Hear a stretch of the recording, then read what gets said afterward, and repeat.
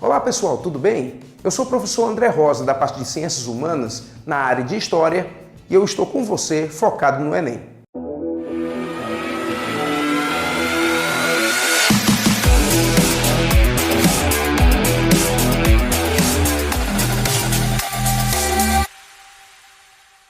Quando você pega uma prova de vestibular na área de Ciências Humanas, estão lá as disciplinas, certo? História, Geografia, Filosofia, Sociologia. E na parte de História existe uma outra divisão, História Geral e História do Brasil. Essa divisão geralmente é feita de uma maneira desigual. Eu não posso chegar para você e dizer tem mais História do Brasil do que Geral. Tudo depende do ano, tudo depende do vestibular. Mas uma coisa tem se notado, vai cair ambas as partes. Geral e Brasil vão ser contempladas. Por isso, eu estou aqui apresentando para você agora um conteúdo de História do Brasil. Se você chegou a ver alguns dos nossos conteúdos de História, você viu que foram gravadas partes de História Geral. Agora estou lhe apresentando um conteúdo de História do Brasil com a parte de História do Brasil que mais tem caído, que é a parte de Brasil colonial. E aí você pergunta, André Rosa, História colonial cai mais? Na verdade, o que vem acontecer é que, quando você divide a História do Brasil, você tem três partes: Colônia, Império e República. A parte de Colônia é a parte mais demorada. Vai de 1500 com o descobrimento até 1822 com a independência do Brasil. Por demorar mais de 300 anos, é óbvio que a gente acaba dando como dica de que vão cair muitos assuntos dessa parte. E cai mesmo, tenha certeza.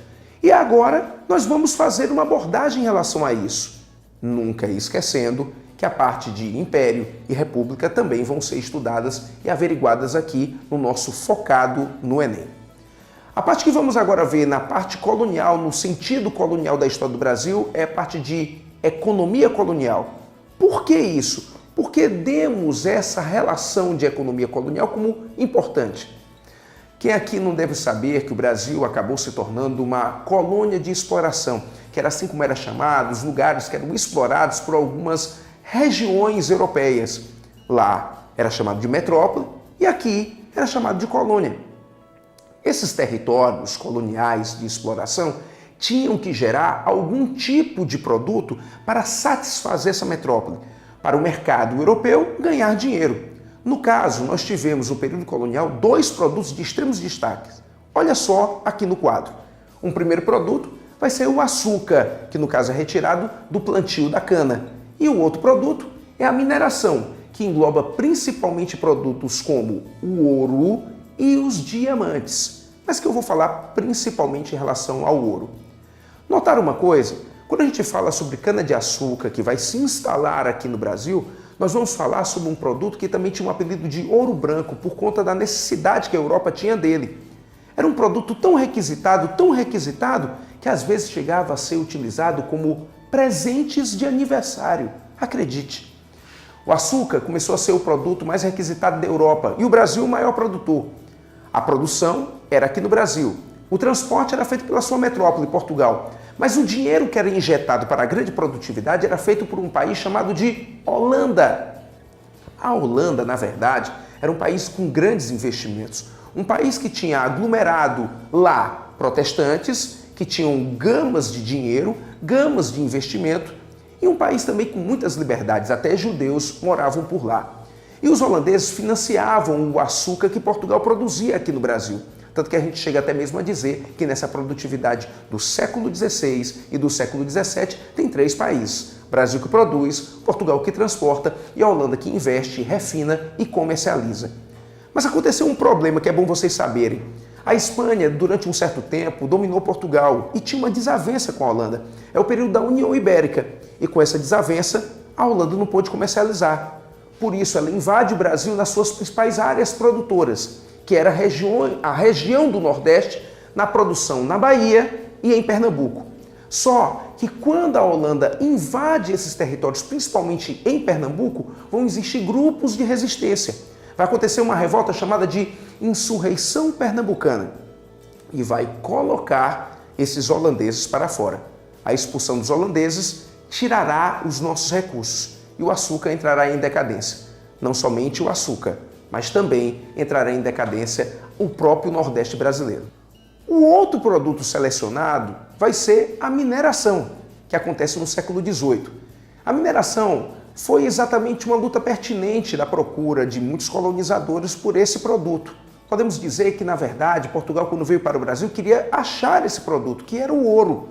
Ele foi descoberto por grandes desbravadores chamados de bandeirantes, pessoas que vinham ali da região de São Vicente, que deu origem a São Paulo.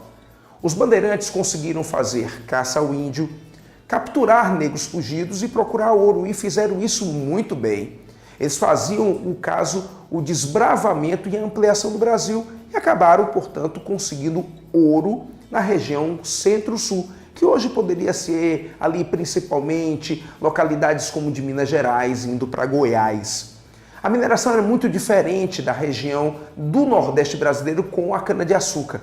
Na mineração existe excesso populacional, desenvolvimento urbanístico e dá para você concluir por que isso.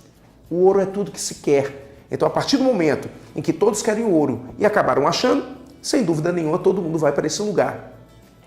Você notará que o ouro terá tipos de produtividade. Por exemplo, na cana-de-açúcar, era a produtividade do plantation, com a monocultura, latifúndio e mão de obra escrava. Agora, com a mineração, existe a lavra e a faiscação. Tipos de produção que eram divididas principalmente em tipos de trabalho. A lavra eram nas minas com os escravos, a faiscação à beira dos rios com um trabalho livre. E aí, uma outra grande diferença com a cana-de-açúcar. Tem mobilidade social na região mineradora. Às vezes o homem pobre, quem sabe, poderia se tornar rico. E aí, muitas sonegações, muitos roubos, muitos conflitos, muitas lutas existiram nesse tempo para saber quem é o dono do ouro. O português, que é o dono do Brasil, ou o brasileiro, que é o dono do Brasil? Nesse caso, eu vou deixar você pensar um pouco, sabendo que a mineração vai se acabar, principalmente pelo excesso de produção.